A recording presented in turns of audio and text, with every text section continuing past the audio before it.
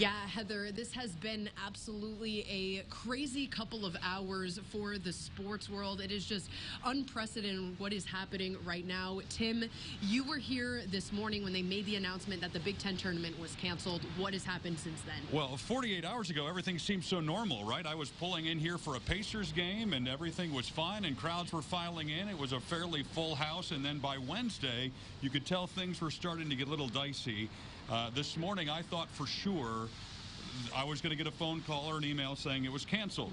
And when I didn't, I thought, all right, well, maybe they're just going to give this a shot. We all showed up. Everything was very normal, except for the fact that there weren't any fans. But we knew that going in. Right.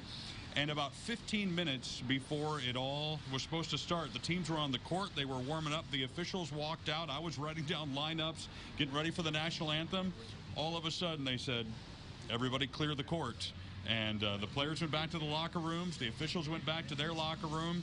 And then they handed me a slip of paper to read, which basically said, the tournament's been canceled. Everybody go home. Yeah. And that's what we had to do. And this has absolutely been a domino effect that we've been seeing. It kind of started with the NCAA announcing that they were no longer allowing fans at the tournament. Then the Big Ten made that announcement that fans were no longer allowed. That was last night. And then in a matter of hours, you know, this morning we heard the news the Big Ten tournament was canceled, and then now the NCAA tournament is canceled. There are certainly so many unknowns now when it comes to just the rest of the sports season. Oh, and it feels like the NBA kind of led the way in that. Absolutely. Last night after our final game here, I was walking back to the hotel and was reading that all of a sudden the NBA was canceling all their games because of what happened in Utah.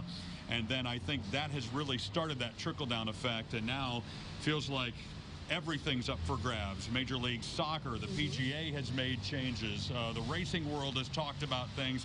It really feels like baseball, hockey, nothing is safe at this point, and I think every hour or so there's just a new update or a new announcement. Yeah, and as far as we know, for the Illinois basketball team, they were set to play on Friday, but they have gone home back to Champaign. Certainly disappointing for all of these athletes that worked so hard to get to this point and now just don't get to compete and finish their season.